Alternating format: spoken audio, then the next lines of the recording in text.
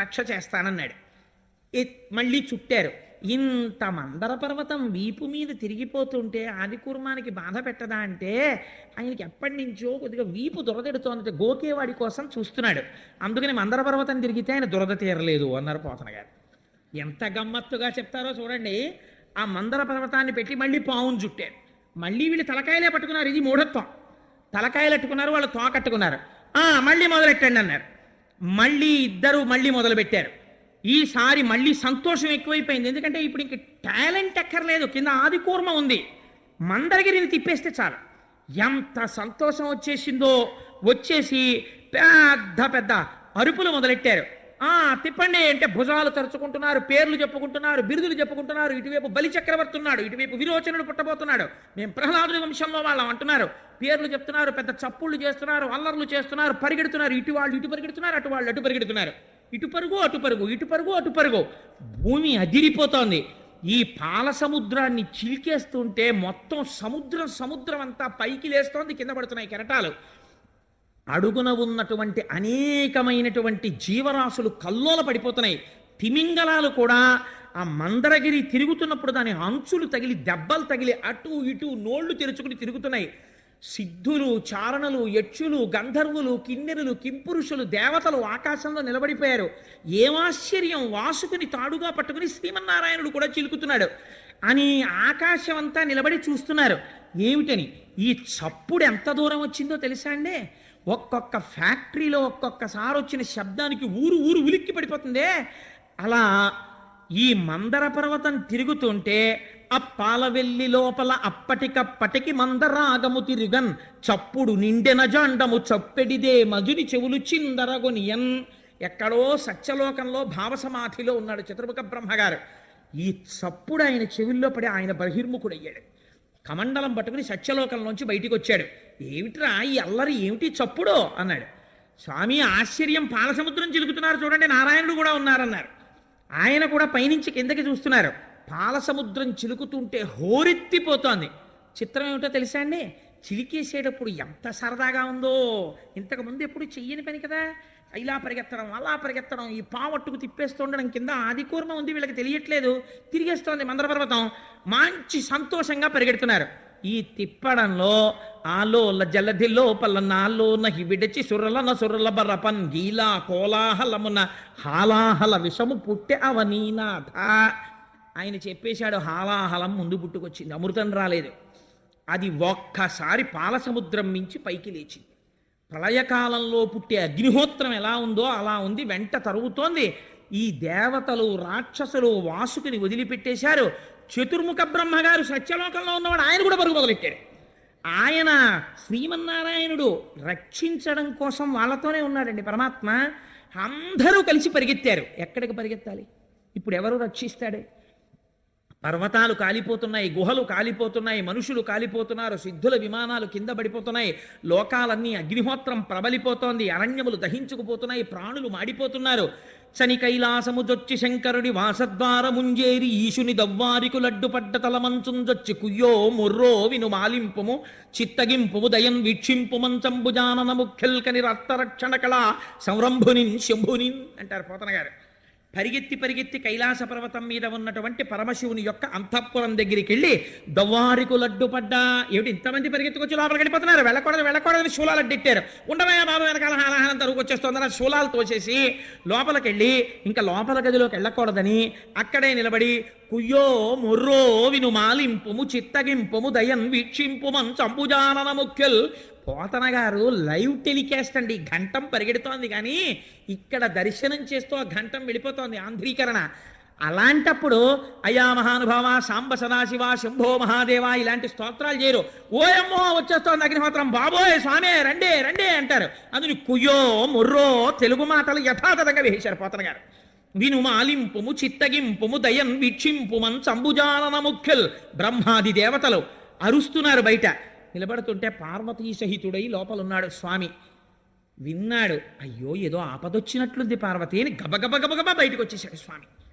వాళ్ళు వచ్చేసారు. ఇప్పుడు కూర్చోండి కూర్చోండి కూర్చోండి, సరే లోపల నుంచి కుర్చీలు పట్టరా, చాలా మంది వచ్చేసారు. లేకపోతే అలా సప్లై ఆఫీస్కి వెళ్ళి 4 కుర్చీలు అట్రా, లేకపోతే నా తపశ్శక్తితో 4 మంటపాలు నిర్మిస్తాను అనరు. ముందు వాళ్ళందరూ ఇలా చెమటలు తుడిచేసుకుని, బాబాయ్ బాబాయ్ స్వామి వచ్చారు, చెప్పండి చెప్పండి అన్నారు. ఏమొచ్చిందిరా మీ అందరికీ, ఏమైంది అన్నాడు స్వామి. అంటే వీళ్ళకి మాత్రం ఇంకా లౌకిక బుద్ధి పోలేదు. ఎంత తెలివితేటలుగా మాట్లాడతారో చూడండి. స్వామి పాలసముద్రం చిలికాం, ఎప్పుడు బతికుండిపోదామని, అందులోంచి హాలాహలం వచ్చింది, మీరు గుచ్చేసుకోండి అంటే కోపడతాడేమోనని. మరి ఆయన అంటే మాటలేంటి, జగత పితరౌ వందే పార్వతీ పరమేశ్వరౌ, మొత్తం విశ్వానికి తండ్రి. అందుకని ఆయన దగ్గరికి వెళ్ళి, భూతేశ భూతాత్మ భూతభావన రూప దేవమహాదేవ దేవవంద్య, ఈ లోకములకెల్ల ఈశ్వరుండవు నీవు, బంధమోక్షములకు ప్రభుడవీవు, శక్తియుతుడవీవు, శబ్దయోనివీవు, జగదంతరత్నవీవు, ప్రాణమరయ అఖిలమునకును. అందుకని స్వామి నువ్వు అటువంటి వాడివి. అగ్నిముఖంబు పరాపరాత్మకమాత్మ కాలంబుగతి రత్నగర్భపదము శ్వశనంబు నీ యూర్పు రసన జలేషుండు, దిశలు కర్ణంబులు దివము నాభి సూర్యుండు కన్నులు, శుక్లంబు సలిలంబు జఠరంబు జలతులు చెదలు శిరము, సర్వౌషధులు రోమచయము, శల్యంబులద్రులు మానసమృతకరుండు, ఛందములు ధాతువులు ధర్మసమితి హృదయము, ఆస్య పంచకముపనిషద ఆహ్వయంబు అయిన నీరూపు సదసత్వమై శివాఖ్యయై స్వయం జ్యోతియ్యొప్పు ఆజ్యమగుచు, సమస్త బ్రహ్మాండములను ఈశ్వర స్వరూపంగా చెప్పేశారు. ఈశ్వర, ఈ విశ్వమంతా నిండి నిబిడీకృతమైనటువంటి వాడివి నువ్వే, నువ్వు తండ్రివి. మేము చెయ్యకూడనటువంటి పని ఒకటి చేశాం. భుజశక్తిన్, ఒంటికి తీట ఉంది కదా అని ఎవరిని ముందు ప్రార్థన చేసి మొదలు పెట్టాలో, ఇంట్లో ఏదైనా ఒక మంచి కార్యం చేస్తుంటే ఒక సంప్రదాయం ఉంటుంది. ముందు తన తల్లిదండ్రులకు నమస్కారం చేసి, అందుకే బట్టలు పెట్టి పీటల మీద కూర్చుంటారు. ఆ జగత పితరౌ వందే పార్వతీ పరమేశ్వరౌ, వాళ్ళకి నమస్కరించలేదు, నేర్పాలి పాఠం అనుకున్నాడు స్వామి వీళ్ళకి. అందుకని ఏమైంది, ఇప్పుడు వెళ్ళి చెప్తున్నారు భుజశక్తిన్. వెళ్ళి ఆ మందర పర్వతాన్ని పెట్టి చిలికితే అమృతం రాలేదు, హాలాహలంబు జనించే, ఏరి కలంఘమై భవనంబు కోలాహలంబు చేసి చిచ్చు లాగమంగుని, ప్రాణి సందోహమున్ బ్రతికింపవేదయ దొంగిలింపకనీశ్వర. స్వామి, హాలాహలం బుట్టి లోకాల్ని కాల్చేస్తోంది, అది నువ్వు ఏమనుకోకు, ఇలా అన్నామని నువ్వు గుచ్చేసుకో స్వామి అన్నారు. అని పైగా ఓ మాట చెప్పారు, 3 లోకములకు 3 కాలములకు 3 మూర్తులకును మూలమగుచు, నువ్వే భూత భవిష్యత్ వర్తమాన కాలముల రూపంలో ఉంటావు, నువ్వే బ్రహ్మ విష్ణు మహేశ్వరుల రూపంలో ఉంటావు, నువ్వే సృష్టికర్త స్థితికర్త ప్రళయకర్త రూపంలో ఉంటావు. అందుకని మూడింటికి ఆధారమైనటువంటి మూలపురుషుడు కనుక ఈశ్వర నువ్వు పుచ్చేసుకో. లంపటము నివారింపను సంపద కృప చేయ, జయము సంపాదింపన్ చంపెడి వారి వధింపను సోంపారగ నీక చెల్లు సోమార్థధరా.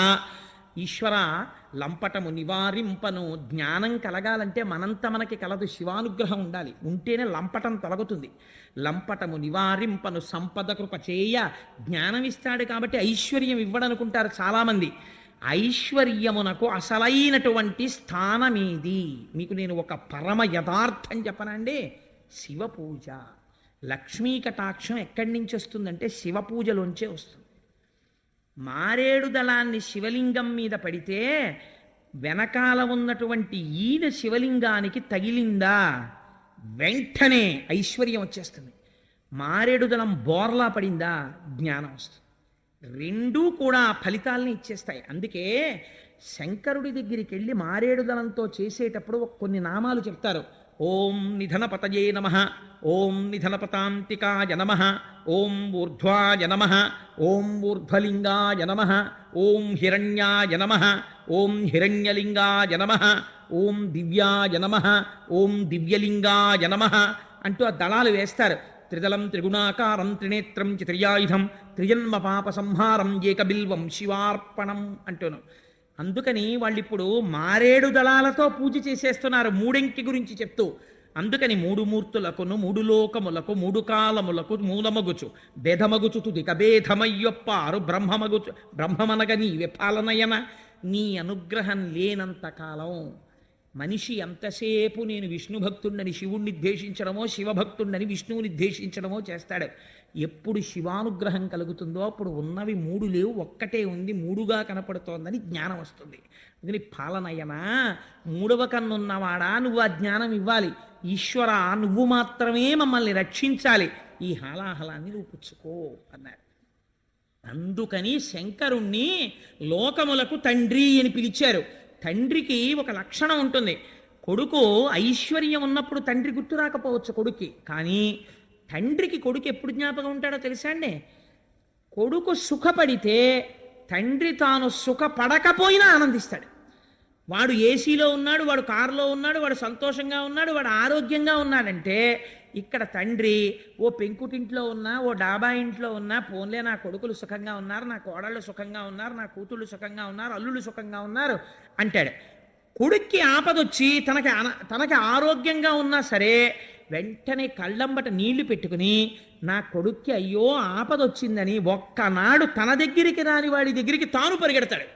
తండ్రికి ఈ లక్షణం ఉంటుంది, కొడుకు సంతోషంగా ఉండాలని కోరుకుంటాడు. ఇది తండ్రి అయినటువంటి శంకరుడు ఎందుకు చూపిస్తున్నారు పోతన గారు. ఎవరికీ అక్కర్లేని హలాహలాన్ని శంకరుడు గుచ్చుకుంటే మరి ఆయనకి రాదండి ప్రమాదం.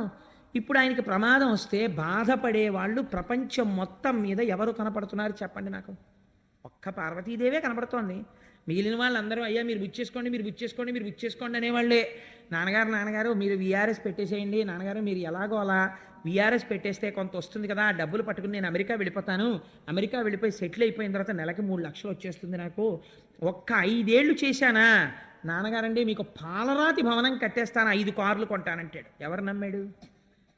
తండ్రిని కొడుకులును కోడళ్ళు ఇలా అడుగుతుంటే అమ్మో ఈయన వృద్ధాప్యం ఎలా విడుతుందో ఏమిటో అని బెంగ పెట్టుకుని ఇది వింటూ ఉండేది భార్య ఒక్కతే. ఈ నిర్ణయం చెప్పేటప్పుడు ఆయన మాత్రం ఆవిడ దగ్గరికి వెళ్ళి ఏమే ఇలా అడుగుతున్నారు చైనా అన్న మాట అడుగుతాడు ఆవిడ్ని. లోకమంతా ఒకలా ఉన్నా తన భార్యతో భర్త ఎలా ఉండాలో, ఎలా ఉంటే తల్లిదండ్రులు అనిపించుకుంటారో చూపిస్తున్నారు పోతన గారు. నేనండే మా ఆవిడికి ఏం చెప్పను, నేనే చేస్తాను అన్నీని అన్నవాడు ధూర్తుడు. భార్యకి చెప్పాలి, అది గౌరవం. నీ జీవిత భాగస్వామి, నీ ఆత్మ, నీ ఊపిరి. తెలిసి తెలియని వాళ్ళు మగవాడు ఏదో గొప్పవాడైపోయాడు, ఆడది తక్కువైపోయింది అంటారు, కానీ ధర్మశాస్త్రాలు ఎక్కడ అలా మాట్లాడలేదు. ఎక్కడ మాట్లాడినా భార్యకి పెద్దపీట వేసి మాట్లాడాయి. ఆయన ఎవరికి చెప్పాడో తెలుసా అండి? వీళ్ళందరూ వచ్చి ఆయన అడిగితే, సరే అబ్బాయి నేను ఆలోచిస్తాను, మరి అది కొంచెం వేడిగా ఉంటుందా, తాగితే ఏమైనా ప్రమాదం వస్తే మీరు ఏమైనా చేసి పెడతారా, అప్పుడు ఇంద్రుడికి అశ్వమేధ యాగం చేసినట్టు మళ్ళీ నాకు ఏమైనా చేస్తారా, మీతో పాటు అశ్విని దేవతలు వచ్చారా, గబుక్కుని ఇమీడియట్ సర్జన్ ఉన్నాడా, ఇవన్నీ ఆయన ఏం అడగలేదు. ఆయన ఎవరితో మాట్లాడో తెలుసండి? పార్వతీదేవి దగ్గరికి వెళ్ళాడు. వెడితే అమ్మవారు చిరునవ్వులు చిందిస్తూ తాంబూలం వేసుకుని కూర్చుంటుంది. ఇంట్లో ఉన్నటువంటి స్త్రీ గృహిణి మధ్యాహ్నం భర్త భోజనం అయిపోయిన తర్వాత తాంబూలం వేసుకు కూర్చుంటే ఆ ఇంటికి ఐశ్వర్యం, సంతానాభివృద్ధి, మహాపతివ్రత లక్షణం. అందుకే పూర్వం అమ్మవారికి తాంబూలం పెట్టి మధ్యాహ్నం అయిన తర్వాత ఆ తాంబూలం తీసుకుని ఆడవాళ్ళు తాంబూలం వేసుకుని తాంబూల చర్వణంతో ఉండేవారు. సరే ఇప్పుడు నేను ఆ తాంబూలం గురించి చెప్పమంటే మహా సంతోషం, అది వేరే విషయం. నేను ఇప్పుడు దాని జోలికి వెళ్ళను అనుకోండి, ఎందుకు వచ్చిన గొడవ, క్షీరసాగర మథనం చెప్పుకుంటే చాలు. అందుకని చెప్పి అమ్మవారు తాంబూలం వేసుకుని ఎంతో సంతోషంగా ఉంది. ఉంటే శంకరుడు ఆవిడ వంక చూసి అన్నాడు, కంటే జగముల దుఃఖము వింటే జల జనిత విషపు వేడిమి ప్రభువయ్యుంటకు ఆర్తుల ఆపద గెంటించుట దాన ఫలము దానం కీర్తి మృగాక్షి. ఈ ఘట్టం విన్నటువంటి వాళ్ళకి కొన్ని కోట్ల జన్మల వరకు 5వ తనం తరిగిపోకుండా కాపాడుతుంది. తెలుసా అండి? అంత గొప్ప ఘట్టం. ఎందుకంటే అమ్మవారి మంగళసూత్రం గురించి వస్తుంది ఇప్పుడు ఈ ఘట్టంలో. అందుచేతనే ఈ ఘట్టాన్ని తేలికగా దాటకుండా పద్యాలు చెప్పే ప్రయత్నం చేస్తున్నాను. కంటే జగముల దుఃఖము వింటే జల జనిత విషపు వేడిమి. చూసావా, నీళ్లలోంచి వేడి పుట్టింది పార్వతి. పిల్లలందరూ ఏడుస్తున్నారు పాపం. ప్రభువయ్యుంటకు ఆర్తల ఆపద గెంటించుట దాన ఫలము దానం కీర్తి మృగాక్షి. ప్రభు అన్నవాడు ఏం చెయ్యాలి? బిడ్డలకి కష్టం వస్తే ఆదుకోవాలి. తండ్రిని నేనుండి ప్రయోజనం ఏమిటి? పిల్లలకు ఆపద వచ్చినప్పుడు రక్షించకపోతే. అందుకని వాళ్ళని రక్షించాలనుకుంటున్నాను పార్వతి. అంటే ఏమిటి దాని ఉద్దేశ్యం? హాలాహలం బుచ్చేసుకుంటానని. అలా అంటే ఆవిడ ఏమైనా వద్దంటుందేమోనని ఇలా నరుక్కొస్తున్నాడు పిల్లల వైపు పెట్టి. ఆవిడెవరు? ఆవిడ ఈ సమస్త బ్రహ్మాండములకు ఆ బ్రహ్మకీట జనని. మాతృత్వం భర్తృత్వాన్ని కూడా తోచేస్తుంది ఒక్కొక్కసారి. పిల్లాడు యొక్క ఆర్తితో కూడినటువంటి ఏడుపు విందనుకోండి అమ్మ, వెంటనే గబగబా వెళ్ళిపోతుంది. అందుకే ఒక నానుడు ఉంటుంది, పెళ్ళైన కొత్తల్లో ఉన్న ప్రేమ పిల్లలు పుట్టాక లేదండి మా ఆవిడకంటుంటారు. పిల్లల మీదకి వెళ్ళిపోతుందంటే ఆ తల్లితనానికి ఉన్న గొప్పతనం అది. అందుకని అమ్మతనాన్ని ఆవిడలోంచి ఉద్భుతం చేస్తున్నాడు శంకరుడు. ఎటువంటి మహాత్యాగండి నా స్వామి. అందుకని అమ్మతో అంటాడు, నువ్వు జగజ్జననివి, పిల్లలు ఏడుస్తున్నారు, తండ్రిని నేను పుచ్చుకోవద్దు పార్వతి, అందుకని పుచ్చేసుకుందాం అనుకుంటున్నాను. పుట్టింటి వైపు నుంచి నెరుక్కొచ్చాడు. హరిమది యానందించిన హరినాక్షి జగంబులెల్లయానందించున్, హరియుడు జగములు మెచ్చక కరళము వారించు టొప్పు కమలదలాక్షి. మీ అన్నయ్య ఉన్నాడు కదా శ్రీ మహావిష్ణువు, నారాయణ నారాయణి. రేపు లక్ష్మీ కళ్యాణం విందురుగాని అందరూ వచ్చి ఆయన్ని దెప్పి పొడుస్తారు. నల్లగా ఉన్నాడు, పెద్ద పెళ్ళికొడుకు వచ్చాడు బొల్లిగద్దనికి. వచ్చి ఇంత గొప్పవాణ్ణి పెద్ద వనమాల వేసుకుంటానంటాడు. లక్ష్మీదేవిని చూసేటప్పటికి ఇలా బుర్ర వచ్చేసాడు, జీలకర్ర బెల్లం పెట్టమని అన్నారు. అప్పుడు ఆయన ఆదుకుని మాట్లాడింది ఎవరో తెలుసా అండి? రేపు ఆ ద్విపద చెప్తాను, మీరు తెల్లబోదురు కానీ వింటే నిజంగాను. ఆయన పోలికలతో ఉన్న నల్లటి పిల్ల ఎవరో తెలుసా అండి? పార్వతీదేవి. నారాయణి మా అమ్మే, అందుకే నల్లగా ఉంటుంది పార్వతీదేవి. ఆవిడ వచ్చి నారాయణుణ్ణి ఎంత వెనకేసుకొచ్చిందో మీకేం తెలుసు. నలుపు గొప్పతనం ఎంతో అని అసలు ఆ నలుపు గురించి మాట్లాడుతుంది. నల్లగా ఉన్న వాళ్ళందరికీ అభయమే. అలాంటివి చెప్పి ఏమిటో నలుపు అంటారు, మా నలుపులో ఎంత నాణ్యం ఉందో అని చెప్పుకోవచ్చు. అంత నలుపు గురించి చెప్పింది ఆవిడ ఆ రోజున. రేపు వస్తుంది పార్వతీ లక్ష్మీ కళ్యాణంలో చూద్దురు కానీ. అందుకని అటువంటి తల్లి కదా ఆ నారాయణుడు. నారాయణి స్త్రీ రూపంలో ఉంటే పార్వతీదేవి, పురుష రూపంలో ఉంటే శ్రీ మహావిష్ణువు. అందుకే ఇద్దరు అలంకార ప్రియులై ఉంటారు. ఇద్దరూ ఈశ్వరుడి పక్కకే చేరిపోతారు, పరమశివుడి పక్కకి. అందుకని చిత్రం ఏమిటంటే ఈ పార్వతీదేవి వంక చూసి చెప్తున్నాడు, మీ అన్నయ్య స్థితికారుడు, లోకాలన్నింటినీ నిలబెట్టాలి. లోకాలకు ఇబ్బంది వచ్చింది, మీ అన్నయ్య కూడా వచ్చాడు. బావమరిది బతకగోరుతాడు. బావమరిది వచ్చినప్పుడు పెద్ద అతిథి. మరి నేను ఆయన్ని సంతోషపెట్టద్దు, ఇవాళ నేను ఆయనకు ఉపకారం చేయదు, మీ అన్నయ్య ఏమైనా అనుకోడు, నా వల్ల అలా అవుతుందో అంటే అందుకని నేను చేసేస్తాను. వాళ్ళది ఎంత పవిత్రమైన అనుబంధం అండి. ఈ శివకేశవుల మధ్య భేదాలు చెప్పే వాళ్ళకి నోళ్ళు ఎలా వస్తాయో నాకు అర్థం కాదు, ఏ పురాణంలో లేనిది. అందుకని హరిమది ఆనందించిన హరినాక్షి జగంబులెల్లయానందించున్, హరియును జగములు మెచ్చక గరళము వారించు టొప్పు కమలదలాక్షి. భక్షింతు హాలాహలమును రక్షింతును ప్రాణికోట్లు మధుర. నేను తినేటప్పుడు ఎలా తింటానో తెలుసా? రక్షింతు ప్రాణికోట్లను భక్షింతును హాలాహలము మధుర పలరసము క్రియన్. వీక్షింపుము నేవు నేడు అని నేను ఇప్పుడు ఒక చిన్న ద్రాక్ష పండు తినేసినట్టు తినేస్తాను పార్వతి ఈ హాలాహలాన్ని. దానివల్ల నాకేమైనా ఇబ్బంది వస్తుంది అనుకుంటున్నావేమో, ఏం భయం లేదు. నువ్వు అలా చూస్తుండు. ఎలా తింటానో తెలుసా? తినేటప్పుడు పండు నోట్లో పడేసుకుంటాను. రక్షింతు ప్రాణికోట్లను, ఈ ప్రాణికోట్లన్నింటినీ రక్షిస్తాను. ఇదొక దివ్యమైన లీల, నా లీల. ఈ లీల చూసి మనసులో అనుభవించిన వాడికి రక్షణ. అందుకని నాకు ఇప్పుడు కొత్త బిరుదునామం వస్తుంది. నువ్వేం చేస్తావో తెలుసా? హాయిగా అలా కూర్చుని వీక్షింపుము నీవు నేడు వికచాబ్జముఖి. ఇంత మాత్రం బెంగెట్టుకోక మా ఆయనకి ఏమవుతుందోనని అని చక్కగా సంతోషంగా అలా చూడు, నేను ఎలా తినేస్తానో చూద్దుగాడికి అన్నాడు. అంటే ఆవిడంది, సరే మీకు ఎలా ఇష్టమైతే అలా చేయండి. భార్యలు సాధారణంగా ఓ మాట అంటుంటారు, వాళ్ళకి కొంచెం ఇష్టం లేని పనేమో అనుకున్న దాన్ని చేయడానికి ఈయన పెద్ద పునాది వేస్తాడు. వేసి ఈశ్వరి అంటే నాకు నోటికి గబుక్కుని వచ్చేస్తుంది, ఏదో ఇలా చేస్తే మనకి చాలా మంచిది, చక్కగా ఏమిటి మనుష్యులమై పుట్టి చక్కగా మనం చేసిన తర్వాత ఓ పుణ్యకార్యం చెయ్యాలి కదా, ఏం పర్వాలేదు, అంతగా అయితే వచ్చే నెల జీతంలోనో ఎక్కడో మనం దాచుకుందాం ఓ 1000 రూపాయలు, ఈ నెల ఇలా ఖర్చు పెట్టేస్తే బాగుంటుందని నేను అనుకుంటున్నాను, మళ్ళీ కాలము దేశము అన్నీ కలిసి వస్తాయా అని ఇన్ని చెప్తే ఆవిడ ఏమంటుంది, ఓహో వీడికి అటువైపు ఉంది, అందుకని ఇంత ప్రణాళిక చెప్పాడు మనకు అనుకుని, మీకు ఎలా ఇష్టమైతే అలా చేయండి అంటది కదండి. అలాగే అంది పార్వతీదేవి, మీకు ఎలా ఇష్టమైతే అలా చేయండి అంటే. కళ్ళు తిరిగి కింద పడిపోయిన వాడు పరీక్షిత్తు. ఏమయ్యా లోకమంతా హలాహలం పుచ్చుకోమంది, ఎంత మంచం మీదున్న మొగుడైనా పెళ్ళం ఏమంటుంది, నా పసుపు కుంకాలు నిలబడితే చాలంటుంది, కానీ ఆయనకో 4 మాత్రలు వేసి లాగే అవతల బారేద్దరు అందు కదా. అలాంటిది ఆయన థమ్సప్ పుచ్చుకుంటున్నాడా, కోకోకోలా పుచ్చుకుంటున్నాడా, హాలాహలం పుచ్చుకుంటున్నాడు. ఆవిడ చూస్తే లోకములకంతటికీ పెద్ద ఇల్లాలు, పెద్దింటమ్మ అని పేరు, పసుపు కుంకాలకి సంబంధించిన విషయం, భర్తని హాలాహలం పుచ్చుకోమని ఎలా ఒప్పుకుందయ్యా పార్వతీదేవి అన్నాడు.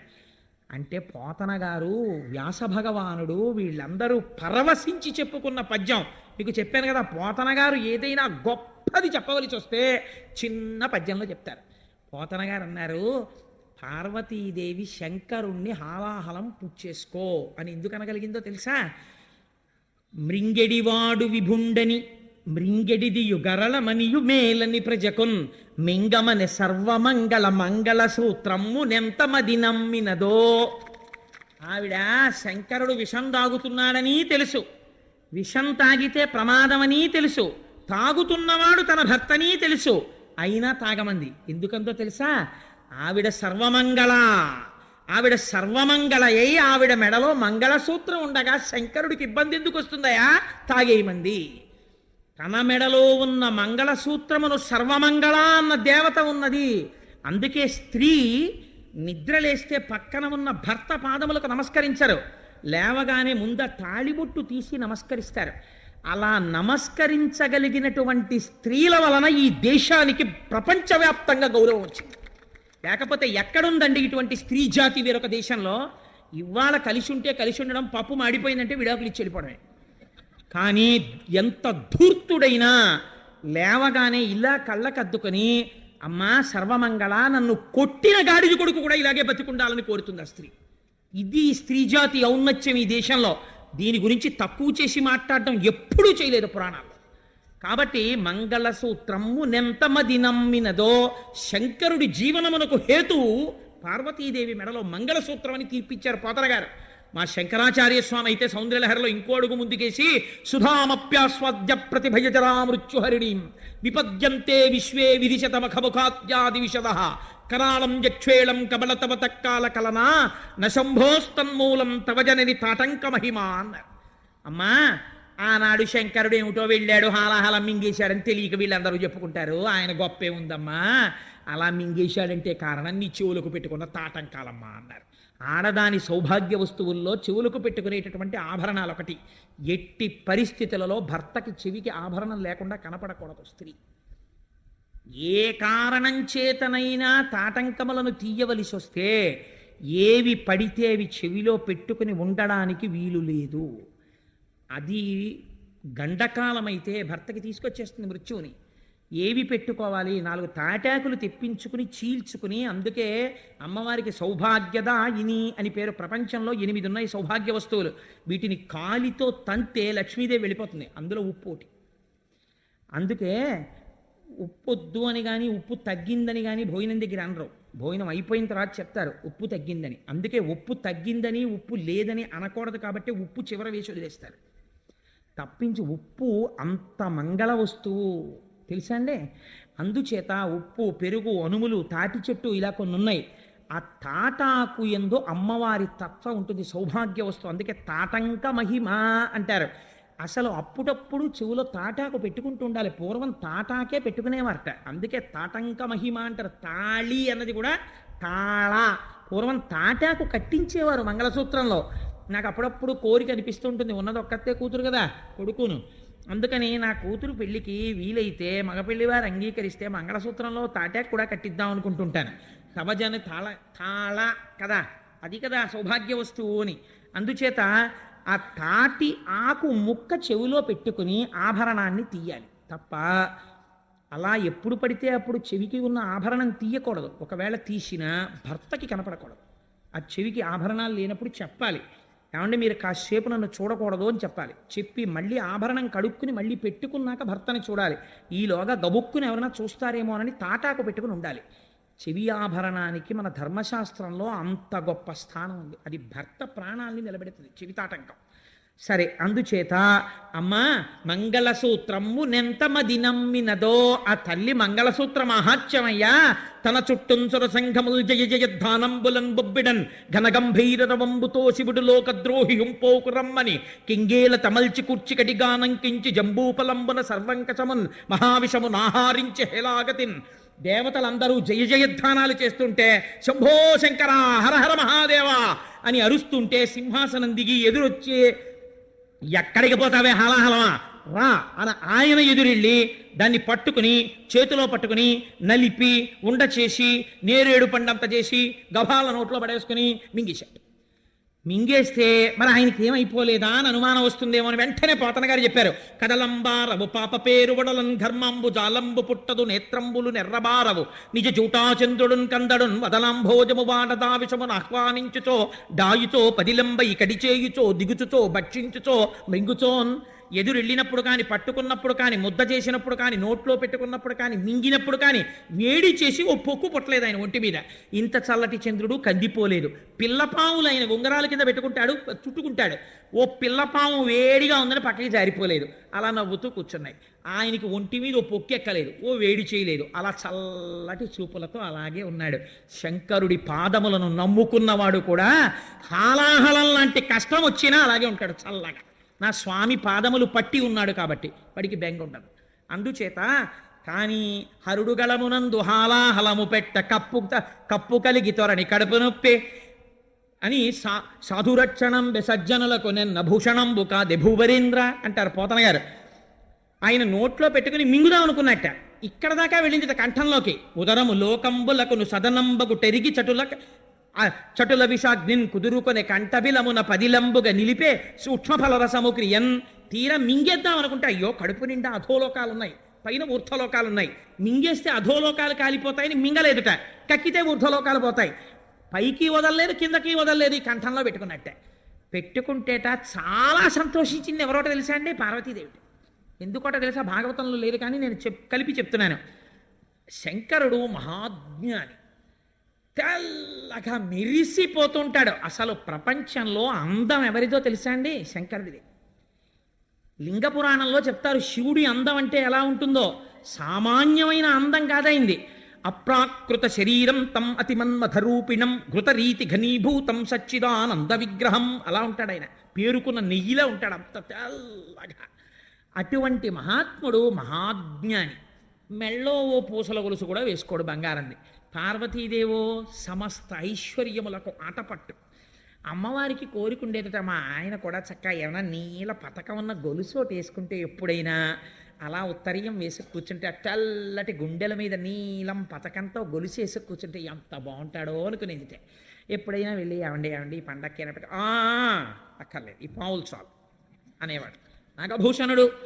అందుకని చంద్రోద్భాసిత శేఖరే స్మరహరే గంగాధరే శంకరే సర్పైర్భూషిత కంఠకర్ణ వివరే నేత్రోద్ధ వైశ్వానరే దంతిత్తకృత సుందరాంబరధరే త్రైలోక్య సారే హరే మోక్షార్థం కురు చిత్త వృత్తి మమలాం అంతైస్తు కింకర్మభిహి అంటారు శంకర భగవత్పాదులు. ఆయన చేసిన లీలల వల్ల ఆయనకి ఆభరణాలు వచ్చాయి. అందుకని నాగాభరణుడు ఆయన. అందుకని ఆయన ఏం పుచ్చుకోడు. కానీ ఇవాళ కంఠంలో నీలంగా ఉండిపోయిందిట ఆ విషం. ఉండిపోతే పార్వతీదేవి అనుకుందిట, అబ్బాయి నాళ్ళకి నీలమణి పెట్టుకుంటే కంఠం నీలంగా కాంతి పడి ఎలా ఉంటుందో మా ఆయన అలా ఉన్నాడని పొంగిపోయిందిట. లోకం పొంగిపోయిందిట. కడుపులోకి తీసుకోలేదు, బయటికి వదలలేదు, కంఠంలో పెట్టుకున్నాడని లోకం పొంగిపోయిందిట.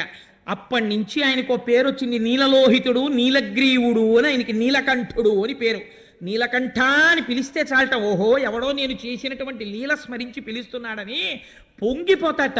అందుకే హాలాహల భక్షణ కథ హేలాగతి విన్న వ్రాయ నెలమిపటింపన్ వ్యాలానల వృశ్చికముల పాడైచట రెట్టి జనులు భయవిరహితులై. 3 ప్రమాదములు హాలాహల భక్షణం విన్న వాళ్ళకి జరగవు. ఏమిటో తెలుసా అండి? హాలాహల భక్షణం కథ విన్న వాళ్ళకి పాము కరవదు. హాలాహల భక్షణం కథని నమ్మిన వాళ్ళకి తేలు కుట్టదు. మీకు నేను ఆశ్చర్యకరమైన విషయం చెప్పనా? నేను ఒకసారి హాలాహల భక్షణం చదువుకుని ఓ 4 రోజులు పోయిన తర్వాత మా ఆవిడ భోజనానికి పిలిస్తే, హాలాహల భక్షణం వింటే తేలు కుట్టదన్నారు కదా అని ఏదో ఆలోచిస్తూ మా పెద్దాపురంలో మా మామగారి ఇళ్లలో తేళ్ళు ఎక్కువ ఉండేవి. నన్ను ఎప్పుడు తేలు కుట్టలేదు ఈశ్వరానుగ్రహం వల్ల. అందుకని ఎప్పుడన్నా కుట్టేస్తుందేమో అని భయం నాకు. అందుకని ఓ రోజు పైన చిడత ఇలా వేస్తూ ఏమిటే అని ఇలా అన్నాను. అని ఇలా చూసేటప్పటికీ కరెక్ట్గా గడి ఇలా తిప్పడానికి చెయ్యిలా తిరిగింది, తేలు కొండిలా కొట్టింది. ఈ వేలిలా దాటిపోయింది, కొండి తగిలింది. అంటే ఈ వేలు మీద తగలవలసింది, అంత గురి చూసి కొట్టినా కొండి తగలలేదు, ఆగిపోయింది. మీకు ఆశ్చర్యకరమైన సంఘటన చెప్పనండి. హాలాహల భక్షణమే నన్ను రక్షించిందేమో. నేను సామర్లకోటలో ఉద్యోగం చేసే రోజుల్లో ఒకసారి స్కూటర్ హెడ్లైట్ వేయడం మర్చిపోయి వచ్చేసాను. వచ్చేస్తే పెద్ద నల్ల త్రాసు తిరుగుతుండేది, రోడ్డుకు అడ్డంగా పడుకుంది. నా వెనక కూర్చున్న ఆయన చూసి, ఏమన్నా పాము తిరుగుతున్నట్టుందండి అన్నాడు. టక్కన లైట్ వేసాను. లైట్ వేస్తే ఎదురుగుండా పాము. నా ప్రమేయం లేకుండా బ్రేక్ తొక్కేసింది కాలు. స్కూటర్ ఆగిపోయింది. స్కూటర్కు దరిద్రం ఉంటుంది, కాలు తీస్తే బ్రేక్ మించి ఎడంకాలు ఎత్తి స్కూటర్ మీద పెట్టుకుని ఉండడానికి ఉండదు, ఎందుకంటే ఓ కాలు కింద పెట్టి ఉండాలి. ఇలా ఉన్న పాము ఇలా వెనక్కి వచ్చింది తల. అప్పటికి దాని తోకటి ఉంది పొదల్లోకి. ఇలా పడగెత్తింది హెడ్లైట్ కాంతిలో. నిజంగా నాకు ఇప్పటికీ మనస్సులో ఉంటుంది ఆ పడగ. మెరిసిపోతూ నాలుకలు రెండు ఇలా బయటికి వస్తూ ఎర్రగా ఇలా ఇలా ఇలా ఇలా తిప్పింది తల. అక్కడే ఉంది నా పాదం, ఎడం పాదం కింద. అది ఆ రోజు కొట్టాలనుకుంటే ఒక్క క్షణం బండి టక్ టక్ టక్ టక్ టక్ టక్ టక్ టక్లాడుతూ చిమ్మ చీకట్లో అలా నిలబడి ఉన్నాను. వెనకాల ఆయన గుండెలు ఆగిపోయి రెండు కాళ్ళు పైకెత్తేసుకుని ఆయన కూర్చున్నాడు. అది ఇలా ఇలా చూసి ఏమనుకుందో, వీడిని నేను చంపకూడదు అనుకుందో ఏమో, తలొంచుకుని మళ్ళీ ఇటు తిరిగి పొదలోకి వెళ్ళిపోయింది. అది వెళ్ళిపోవడానికి నిమిషం టైం పట్టిందని అంత శరీరం. ఆనాడు పాము కరవకుండా నన్ను రక్షించిన వాడు నా స్వామి తప్ప ఎవరు రక్షించగలరు? ఈశ్వరుడు రక్షించాడు. ఆ పూనికతో ఆ భక్తితో చెప్పుకున్నాను తప్ప ఎప్పుడైనా పురాణం చెప్పుకుంటే నేను ఇతర కోరికలతో చెప్పుకోలేదు.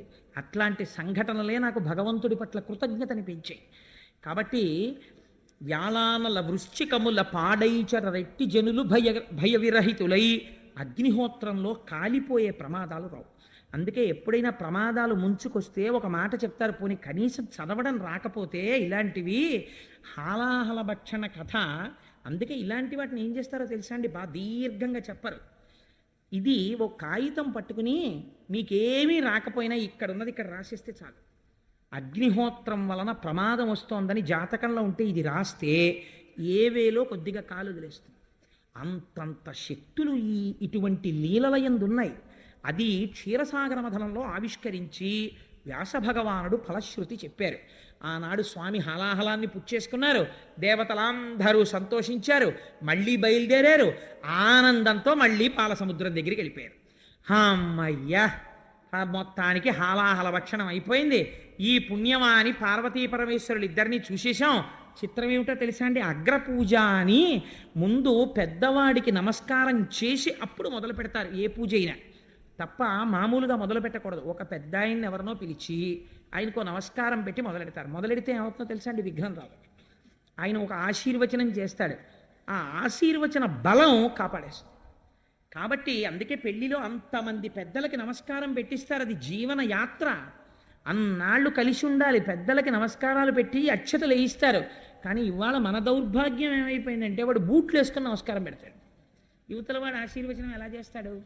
కాబట్టి ఏదో పాపం పోన్లే, వీడి అజ్ఞానము క్షమించబడుగాక అని అక్షత ఇయ్యాలి తప్ప ఆశీర్వచనం చేయడం ఎలా కుదురుతుంది? చెప్పులు వేసుకుని నమస్కారం పెట్టేవాడికి ఆశీర్వచనం ఏంటి? బూట్లు వేసుకుని నమస్కారం పెట్టేవాడికి. అందుకని వాడికి ఆశీర్వచనం చేయడం కుదరదు. వాడు అహంకారంతో ఉన్నాడు. నువ్వు మహాత్యాగివైతే ఏమో, అయితే కనీస మర్యాద ఏది? కనీస సంస్కారం ఏది? మర్యాద నేర్చుకోవాలి, ప్రయత్నపూర్వకంగా సంస్కారం నేర్చుకోవాలి. ఇది నిన్ను కాపాడేది.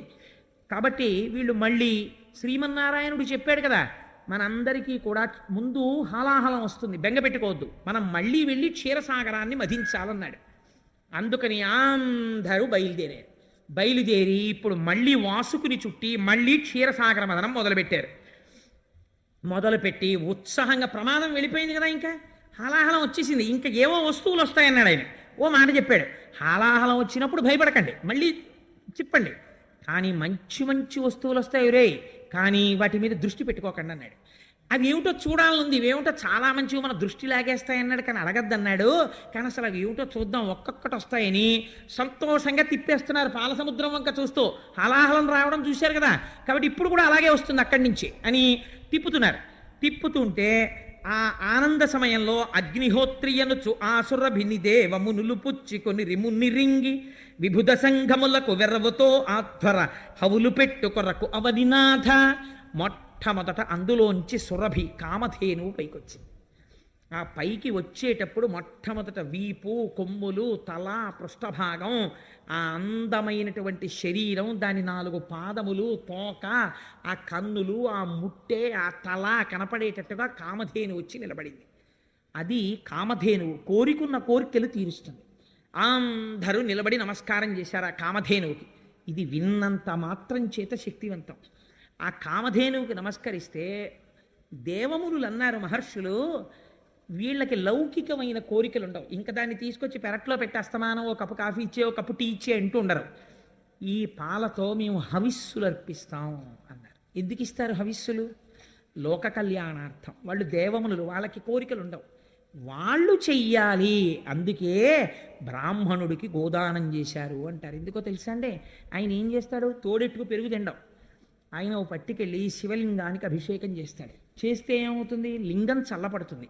శివలింగం చల్లబడితే లోకమంతా చల్లగా ఉంటుంది. అందుకే ఆవు పాలు పట్టుకెళ్ళి అయ్యగారికి ఇవ్వండిరా కాశిని అంటుంటారు పెద్దలు. కారణం ఏమిటి? దానివల్ల లోకమునకంతటికీ మేలు చేయించినటువంటి పుణ్యంలో 6వ వంతు తన ఖాతాలో పడిపోతుంది.